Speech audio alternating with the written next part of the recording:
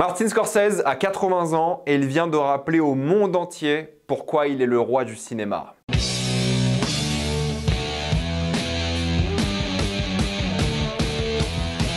Killers of the Flower Moon. Comme d'habitude, jusqu'à la minute indiquée dans le titre de la vidéo, il n'y aura pas de spoilers, quand vous êtes tranquille, après on va tout spoiler. Killers of the Flower Moon est l'histoire d'Ernest, un ancien vétéran de la Première Guerre mondiale qui décide de retrouver sens à sa vie dans Osage County, une réserve indienne où toute la communauté s'est enrichie grâce aux gisements de pétrole, dont son oncle qui va lui trouver un travail et c'est là qu'il va tomber amoureux d'une jeune Osage. Avant de commencer cette vidéo, j'aimerais remercier le partenaire officiel de celle-ci, c'est BurgosVPN et ses 38 millions d'utilisateurs et presque 5 sur 5 sur Trustpilot. Vous les connaissez aujourd'hui, mais ils permettent de débloquer un catalogue streaming bien plus important. Exemple tout simple, Killers of the Flower Moon est un film Apple TV+. Il sort en salle chez nous, mais avant de le revoir sur Apple TV+, il faudra attendre au moins 1 an et demi, voire plus. Ce qui n'est pas le cas si vous prenez un VPN et vous prenez n'importe quel autre pays. Je parle de Killers of the Flower Moon, mais vous avez évidemment les Gardiens Galaxy 3 qui sont déjà disponibles, et pareil pour Napoléon qui arrive bientôt, un film Apple TV+.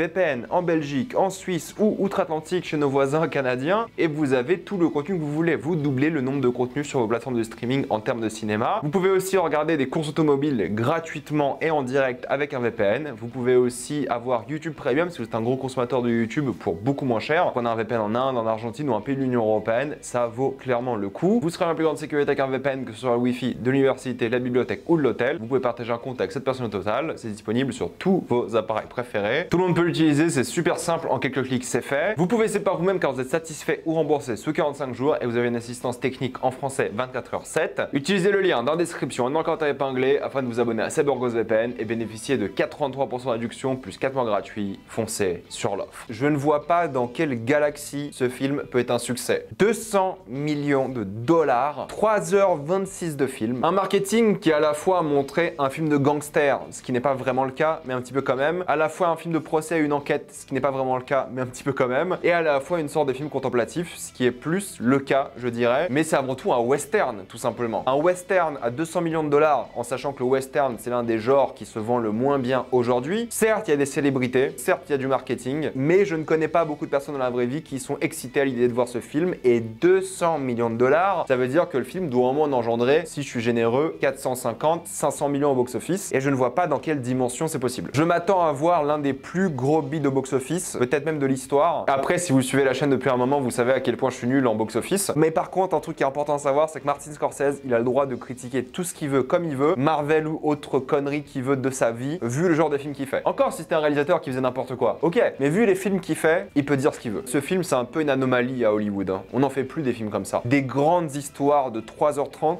qui sont vraiment épiques, qui sont grandioses, qui ont coûté une fortune à faire. Ça reste quand même moins cher que de Marvels, avec des grands acteurs, des grandes performances. Oui, des films comme ça, il y en a peut-être 2-3 par décennie. Et encore, vous savez, ces grands films comme Titanic ou Ben-Hur, alors je sais pas si ce film-là aura le même impact culturel que ces deux autres films, mais c'est juste pour vous dire que ce genre de film n'existe quasiment plus. Et c'est aussi pour vous dire que je pense que la majorité d'entre vous, ou peut-être beaucoup d'entre vous, ou alors peut-être pas vous parce que vous êtes passionné de cinéma, j'imagine, si vous êtes sur cette chaîne, mais je pense que beaucoup du grand public déjà n'ira pas voir le film parce que clairement, c'est pas un film d'action, c'est pas un film de gangster, c'est pas un film de procès. Il y a un rythme qui est très lent pour une raison très précise, te faire vivre dans cette communauté. Killers of the Flower Moon se rapproche plus d'un film comme Silence qu'un film comme Le Loup de Wall Street. Silence a été un énorme échec, au box-office, hein, je parle. Moi j'ai adoré Silence. Si vous n'avez pas aimé Silence, il y a moyen que celui-ci vous ennuie un petit peu. Ce qui est vraiment fort dans ce film, c'est qu'il y a une raison pour laquelle le film est assez lent en termes de rythme, même si encore une fois c'est assez subjectif par rapport à chacun. Ceux qui sont ennuyés devant Oppenheimer, vous allez mourir d'ennui devant Killers of the Flower Moon. C'est juste pour vous donner un peu une estimation. Mais pour les gens comme moi qui adorent se perdre pendant 3h30 dans un monde qui est extrêmement bien mis en avant, dans une communauté que je ne connaissais honnêtement pas, mis à part évidemment les clichés qu'on connaît sur les Premières Nations, dans une enquête policière, dans une sorte de thriller aussi parce qu'il y a beaucoup de meurtres et il y a un mystère autour de ça et l'enquête évidemment, dans un film de procès, dans une histoire d'amour, dans une histoire qui parle d'avidité, là vous allez en prendre plein la gueule. Chaque plan est une peinture, la photographie est absolument splendide, c'est ce qu'a dit Scorsese récemment. Au début de sa carrière, il voulait raconter des histoires et maintenant il veut raconter des histoires par les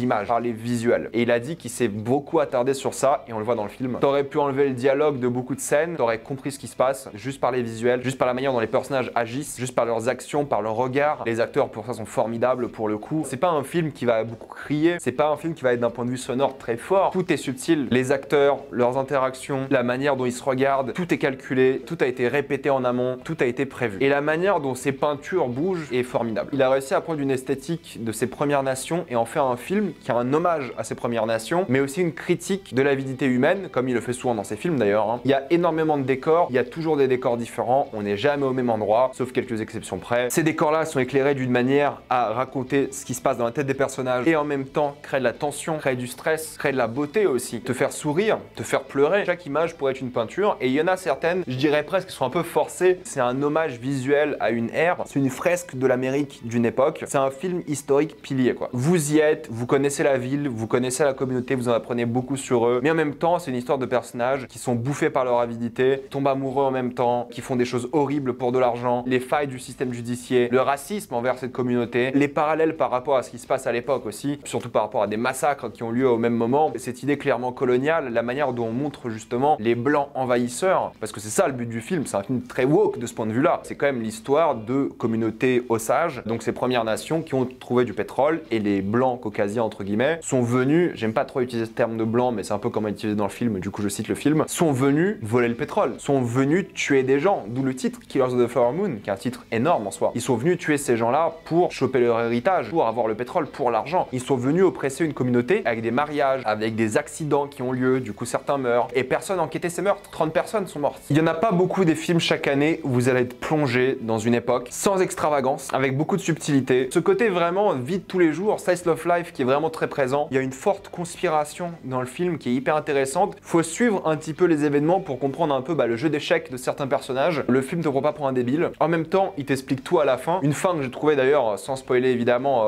très touchante. J'en parlerai en spoiler, mais qui m'a beaucoup ému. Je m'attendais pas en plus à être ému à ce moment-là, mais j'étais vraiment très ému. Tu vois qu'il a utilisé tous ces outils qui soient technologiques. Il y a certains moments, il y a des utilisations d'effets spéciaux. C'est impossible que certains plans soient aussi jolis. Du coup, tu vois qu'il y a un travail sur la colorimétrie, un étalonnage qui est vraiment très précis. La manière dont il a travaillé avec beaucoup d'ossages, des consultants justement qui ont travaillé sur le film, qui l'ont dit en interview que c'est pas un film qui parle des ossages, c'est un film qui parle des ossages du point de vue de l'envahisseur blanc. Et c'est ça qui est intéressant. Et c'est cet hommage-là qui fait à cette communauté-là, Martin Scorsese. Donc la direction artistique, qu'elle soit musicale, il y a toujours une musique qui fait très Première Nation américaine et t'entends toujours ces tambours ou alors ces instruments à cordes et il crée une ambiance parce qu'il y a une tension qui se crée durant tout le film. Tu te demandes vraiment qu'est-ce qui se passe, comment ça se passe. Donc il y a un vrai mystère et c'est fait d'une banalité rare. C'est des gens qui se parlent, mais à l'époque c'était comme ça. Les conspirations, c'est juste des gens qui se parlaient à n'importe quel endroit, dans un bar, dans une forêt, au coiffeur ou des choses comme ça. C'est ça qui est fort aussi par rapport au film. La banalité à laquelle il commandité des meurtres. C'est une fresque aussi de l'Amérique parce que c'est un peu l'arrivée de choses clés dans le monde occidental, comme l'insuline, qui a un rôle important dans l'œuvre. Le pétrole, évidemment, ça on en parlera après. La manière dont on traite les vétérans, la manière dont on traite les osages, ce sont des chiens, ils disent ça dans le film. La musique qui revient sans cesse, j'ai envie d'écouter la bande son parce que j'ai été transporté par la musique, mais il faut être attentif, c'est le genre de film qu'il faut regarder, mais en même temps il faut se laisser emporter par le truc. Et en 3h30, honnêtement, j'ai pas regardé ma montre une seule fois, je le fais jamais d'habitude, mais parfois t'es tenté, là je t'ai pas tenté. J'étais dedans pendant les 3h30, je me suis pas ennuyé une seule seconde. Et il y a des gens qui vont s'ennuyer, je suis d'accord, mais si vous voulez être plongé dans un monde, il n'y a pas mieux qui a été fait depuis très longtemps. Dans un vrai monde, hein. Dans une fresque d'une époque, d'un pays, c'est magnifique. C'est le témoignage d'une Amérique oppressée, violentée, abandonnée, et c'est l'hommage que donne Scorsese à cette communauté. J'en parlerai en spoiler, surtout par rapport à ça. C'est touchant. Tu vois que c'est personnel, tu vois que c'est intime, et ça se voit par les acteurs, la manière dont ils sont dirigés, la manière dont ils jouent. Ils sont tous formidables. DiCaprio, est-ce qu'il mérite l'Oscar cette année? Il y a eu une grosse compétition avec Cillian Murphy, je suis d'accord, mais De Niro était terrifiant. Lily Gladstone, est-ce qu'elle mériterait, elle, un Oscar? Je pense que oui. Elle a été imperturbable durant tout ce film. Jesse Plemons, formidable, glaçant et presque héroïque. Même Brendan Fraser a un petit rôle mémorable. John Lithgow, phénoménal. Je vais pas tous les citer, mais ils ont fait un travail dingue et c'est pas l'excès comme on avait dans Loup de Wall Street par exemple. Tout le monde était dans l'excès. Là, c'est calme, c'est posé, c'est subtil, sauf quelques fulgurances, mais j'ai beaucoup aimé le calme justement. Et tu le voyais dans le jeu des acteurs à quel point c'était important de garder son calme justement à cette époque. C'est une œuvre qui est touchante, qui est vraiment belle. C'est l'un des plus beaux films que vous allez voir de votre vie. Beaucoup de symbolisme, comme je vous l'ai dit, hein, beaucoup de thématiques très sérieuses abordées. C'est un film très sérieux, très dramatique. L'alchimie entre les acteurs, la manière dont ils évoluent durant le film, ça reste quand même leur histoire. La manière dont ils s'émancipent ou pas, la manière dont ils tombent dans cette avidité. C'est le genre de film, je dirais pas qu'il y ait des scènes mémorables à certains moments bien précis, même s'il y en a quelques-unes. C'est plutôt un film où tu vas plutôt te rappeler de l'ambiance l'ambiance du film, tu vas plutôt te rappeler de certaines performances, tu vas plutôt te rappeler de l'ensemble de l'œuvre. Et c'est un film qui marche dans son ensemble vraiment bien. Alors encore une fois, il y a des scènes qui sont vraiment bien par rapport à d'autres, mais ça va jamais dans l'excès, ça va jamais dans l'exagération. C'est une œuvre tranquille. Et ça va peut-être en déstabiliser quelques-uns. Pour conclure, c'est sans exagération le genre d'œuvre historique qu'on ne fait plus, qui n'existe plus. On parle beaucoup de l'Amérique parce que c'est le but, et des œuvres comme ça, je l'ai dit en début de vidéo, ça n'existe quasiment plus. Et j'ai peur que lorsque des gens comme Scorsese vont arrêter de faire des films, qu'on n'ait plus jamais ce genre de film. C'est l'ancien Hollywood. C'est l'époque où ils mettaient 200 millions, voire plus dans un film qui aujourd'hui marche pas. Et où ils se mettaient à fond en termes de figurants, de décors, de photos,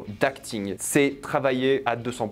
Mais même si c'est techniquement parfait, ça reste l'histoire de personnages, ça reste l'histoire d'une époque, ça reste l'histoire d'une communauté, et c'est avant tout une histoire. Je m'attarde beaucoup sur les visuels, mais c'est des personnages qui évoluent, c'est une communauté qui est représentée, c'est une autre qui est victimisée. C'est une vraie œuvre de cinéma, quoi. À côté, Oppenheimer, c'est presque pas une œuvre sérieuse. Babylone, ça a l'air encore moins sérieux à côté. Non pas que j'aime pas ces films, je les adore, mais là, t'as l'impression que c'est l'œuvre ultime d'un cinéaste, et voilà le cinéaste, quoi. Pas tout le monde va aimer, j'en suis bien conscient, c'est un film qui va diviser, je pense. La grosse critique qui va en sortir, c'est trop long, les gens vont s'ennuyer. J'ai pas ressenti tout ça. J'ai été submergé de A à Z. C'est pour moi le plus grand film de cette année. Il a le droit de dire ce qu'il veut, Scorsese. Il a le droit, quand il sort des trucs comme ça, il dit ce qu'il veut, quoi. Je ne peux que vous conseiller Killers of the Flower Moon. Si vous y allez, laissez-vous emporter. Après, si vous aimez pas les westerns, si vous aimez pas les films d'enquête, si vous aimez pas les films contemplatifs, vous allez pas aimer. Si vous aimez les films d'action, les films dynamiques, rythmés, vous allez pas aimer. C'est pas le but. Le but, c'est d'être emporté. J'ai pas joué à Red Dead, mais ça me fait penser à Red Dead. Ou alors à l'assassinat de Jesse James. Fantastique film aussi. Bref, ce genre d'ambiance. C'est le genre de film qu'il faut aller voir et je m'attends à un flop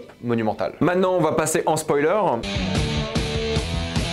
C'est marrant parce que typiquement ce genre de film, j'aurais envie de beaucoup parler du film en spoiler, mais j'ai pas vraiment envie de le faire parce que je trouve que le film est vraiment difficile à expliquer sans le voir. C'est difficile de ressortir certaines scènes du film parce que c'est un tout assez unique. Il y a des moments qui me viennent en tête, évidemment, comme la mort de l'une des osages, celle de l'incendie, Reta, je crois, plutôt de l'explosion que l'incendie, qui est posée d'une manière presque coutumière pour son peuple, alors que normalement, pour une explosion comme ça, elle aurait jamais dû finir dans cet état, mais c'est le symbolisme de l'œuvre. C'est la manière dont le personnage de Molly s'émancipe à la fin de la personne qui l'envahissait pour de l'argent, même s'il y avait un vrai amour derrière. Il l'a tué à petit feu et il savait très bien ce qu'il faisait. C'est cet homme-là qui se fait avoir par son avidité, par son amour de la femme et qui à la fin de sa vie se rend compte qu'il s'est trompé. C'est ses enfants qui comptent à ses yeux et sa femme et pas l'argent, mais l'avidité humaine, et c'est le cas pour tout le monde. Ils pensent tous à l'argent, qu'à leurs enfants, à leurs femmes. Ils se marient tous avec des osages pour justement avoir leur fortune. C'est un personnage qui est détestable justement à cause de ça, parce qu'il a tout fait pour l'argent, parce qu'il était manipulé par son oncle, qui lui est juste méchant. Il est moins manichéen que ça. Il y a une vraie volonté de sa part de mettre à genoux un peuple en massacrant, en tuant, en étant à la source de conspiration et en échange, en ouvrant des écoles, en ouvrant des commerces. Il est en train de rendre esclave ce peuple pour que tout le monde le vénère, juste pour l'argent, pour le pouvoir. Et c'est comme ça qu'il manipule tout le monde. Ernest, qui se fait manipuler, mais en même temps qui a cherché tous ces problèmes. Et tous ces nombreux personnages qui vivent sous cette oppression, mais surtout les osages. Et c'est ça le bel hommage. Ces belles scènes, surtout la scène de fin que je trouve magnifique. Toutes ces scènes où on voit que le gouvernement s'en fiche d'eux, où on voit que ces gens-là sont venus les mettre à genoux, les attaquer petit à petit. Et il a fallu des dizaines de morts pour qu'ils se réveillent. Et le comble dans cette histoire, c'est que c'est eux qui meurent en premier. Molly, c'est là que j'ai pleuré à la fin, je m'y attendais pas. C'est lorsque Scorsese, littéralement, lui, vient à la fin du film et t'as cette pièce de théâtre, une sorte de podcast de l'époque, qui te raconte les événements après le film. Au lieu d'avoir du texte chiant, comme beaucoup de films historiques ou des biopics, il est venu raconter cette histoire et lorsque Scorsese arrive à la fin, t'apprends qu'il est décédé assez rapidement après les événements du film, contrairement aux autres. Tous les autres survivants, à la fin du film, sont morts après elle. Et la manière dont on a parlé de sa mort ne parlait pas de meurtre, alors que c'est le cas. Elle a été assassinée. Donc il y a plein de scènes magnifiques comme ça sur le symbolisme de l'hibou, la lumière par rapport aux fenêtres, la manière dont l'intérieur de la chambre devient de plus en plus claustrophobique, sombre, les extérieurs où t'as du soleil qui représente une sorte de lueur d'espoir, un dernier moment de beauté et toutes les scènes oppressantes qui sont dans le noir évidemment. Il y a un vrai travail qui est fait dessus pour représenter les personnages et ça se ressent de A à Z. Et c'est un choix intéressant de nous faire détester ces personnages-là parce qu'au début ils ont l'air charmants. De Niro et DiCaprio je parle. Au début ils ont l'air charmants juste là pour vivre leur vie et au final ils sont horribles. Et c'est ça qui est fort dans le film, c'est les émotions que tu ressens par rapport à ce personnage-là et la manière dont tu as envie de libérer ce peuple qui au final, comme tu l'apprends à la fin, en souffrira pour toujours. Clairement c'est une œuvre assez unique et je pense que le mieux c'est la vivre cette œuvre. Mais voir Scorsese arriver à la fin de son œuvre et dire à haute voix ce qu'il pense réellement de ce personnage-là, de cette communauté, de ce moment de l'histoire était unique parce que c'est ça qu'on veut au cinéma. Là c'est peut-être un peu direct et pas subtil, certes, mais c'est ça que tu veux du cinéma, c'est le message de l'auteur et à quel point cette histoire l'a ému. Je vais m'arrêter là, mettez-moi dans les commentaires ce que vous avez pensé de ce film, l'avez-vous adoré ou détesté, j'ai envie d'avoir votre votre avis. Comme d'habitude, pensez à vous abonner à la chaîne pour voir les prochaines vidéos. Mettez un j'aime, ça aide beaucoup la chaîne. Suivez-moi sur tous mes réseaux pour plus de débats, critiques, actualités et concours. Et avant de quitter ces vidéos, pensez à utiliser le lien dans la description dans le commentaire épinglé afin de débloquer toutes les plateformes de streaming en toute accessibilité et sécurité. Tout ça pour 2,03€ par mois plus 4 mois gratuits. Foncez sur l'offre et moi je vous dis à la prochaine fois. Salut à tous.